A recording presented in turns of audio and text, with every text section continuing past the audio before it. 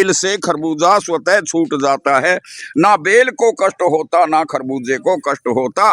अरे मैं भी तो जीवन रूपी शाखा से, ये पीछे बैठे कुछ तो, जीवन रूपी शाखा से लटका हुआ हूं, और मुझे ऐसे छुड़ाना जैसे खरबूजे को नहीं हुआ। उर्वारुक खरबूजे को कहते हैं, पुष्टिवर्धनम, पूरा खुशबू से भरकर, सारी तमन्नाएं सारे निकल गए सारे। कैसे?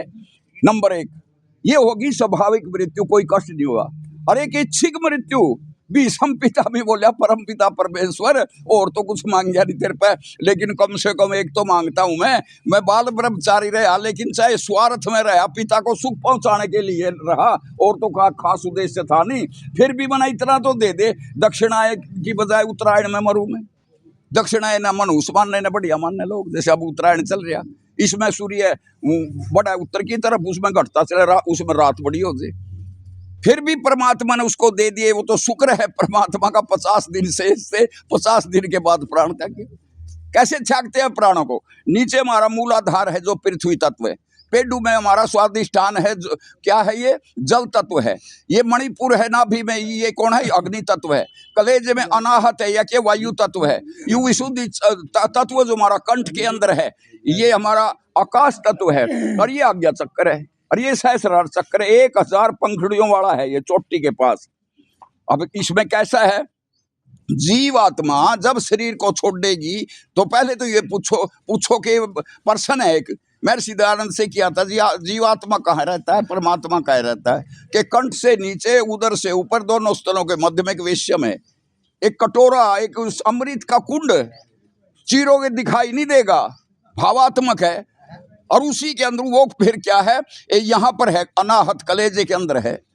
और फिर क्या होगा, यहाँ जिस समय जीवात्मा शरीर को अपने में तो समेटेगी, शरीर में तो क्या करेगी, सबसे पहले पृथ्वी तत्व को छोड़ेगी, मूलाधार को।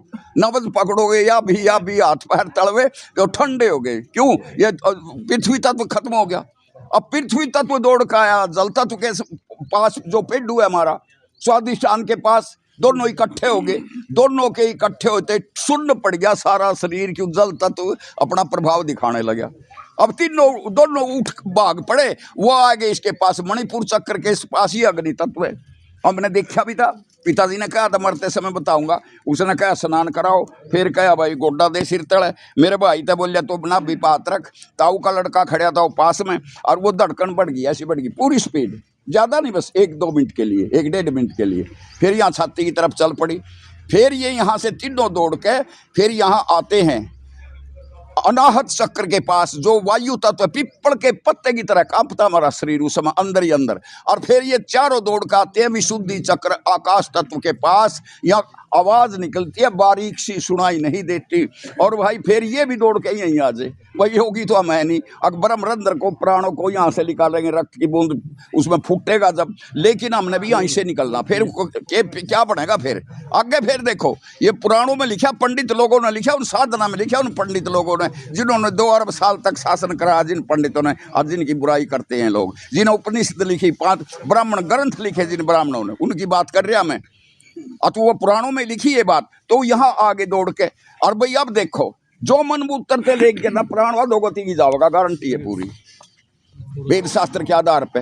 अगर उसके प्राण निकलेगा आंख के साथ, आंख फटेगी, फटी रह जाएगी, जैसे कोई चिंता में बरी आयु, और उसका मुंह फटेगा, फटे रह जाएगा, इस प्रकार देखिए, मुंह खुलेगा, खुलेगा आँख खिली के डर बढ़े, और कान में निकलेगा, यहाँ से मैल आएगी, और जिसका नासिका से निकलेगा, कितनी वो कर लियो आप, वो देखने के वो पर्यटन रूई का पैर लेकर 2 सांस चेक कर सकोगे, तीसरा नहीं करोगे। हमारे पिताजी के मुंह में दांत नहीं थे, मुंह बंद हो गया, आंख बंद होगी, और फिर चेहरा पढ़ो ना उसका, पसीना माथे पर है आईना लाओ, हम अपनी मौत की आखिरी तस्वीर देखेंगे। उस व्यक्ति के चेहरे पे शिकल वो थी, खुशी के आसार थे, मैं विदाई ले रहा हूँ, पूरा वो करके ले रहा हूँ, जिम्मेवारी निभा कर ले रहा। एक डीजीपी था, यहाँ लेट रहा था इसमें मधुबड़ में, घरवाली बीमार थी, बहुत पुराने जमाने की, हमारा सुखचंद्र रिश्तेदार है मेरा, सिंधी, वो भी था साथ में। मैंने देखा महाराष्ट्र का था वो डीजीपी, वो उसमें लेट रहा, उसके दोनों पैरों में खून चढ़ रहा था, दोनों हाथों में ग्लूकोज चढ़ रही थी, चेहरे पे पानी की बूंद थी चेहरे पे, चिंता की ऐसी थी जैसे किसी ने डाल रखी हो बर्फ के ऊपर। उसकी पत्नी खड़ी थी, यहाँ पास में एक बेटा खड़ा था, ना पत्नी साथ जाएगी, ना बेटा और कोई पोता, मगर ईश्वर की भक्ति में अरे मन क्यों नहीं। उसी ने देखा मैंने उसका, पसीना माथे पर है आई ना लाओ, हम अपनी मौत की आग। वो बोले भाई इसका टिकट कट लिया डीजीपी का, लाइन खड़ी थी खून देने वाले की जवानों की। सुनो क्या बात है, इन्हों को करो गया नहीं आप कर रहे हो प्रवचन, हम तो तैयारी कर रहे हैं। तैयारी रखो। हाँ जब ना टैब ले क्या रेल निकल रही है ना टैब तो रिश्तेदार है रे, सुन रहे आप, रुको ना कौड़ी कह रहे हो, फिर तो मैं थोड़े जल्दी समेट दूंगा, मैं तो चलो जल्दी समेट दूंगा, यहाँ जरूरत नहीं ज्ञान की। नहीं मैं समझ जाऊं, तभी मेरी बात सुनो। देखिए हम यही सुना के करते हैं बस, हम कभी माता पिता का ऋण चुका सकते नहीं, इनके तो एहसान है इतने की गिना सकते नहीं। ये कहाँ पूजा में शक्ति, ये कहाँ फल जाप का, हो तो हो इनकी कृपा से खात्मा संताप का। इनकी सेवा से मिले धन ज्ञान बल लंबी उम्र, स्वर्ग से बढ़कर है जग में आसरा माँ बाप का। इनकी तुलना में कोई वस्तु भी ला सकते नहीं, हम कभी माता पिता का ऋण चुका सकते नहीं। देख लें हमको दुखी तो भर ले अपने नैनिए, एक हमारे सुख की खातिर तड़पते दिन रहनिए। भूख प्यास लगती नहीं और नींद भी आती नहीं, कष्ट हो तन पे हमारे हो उठे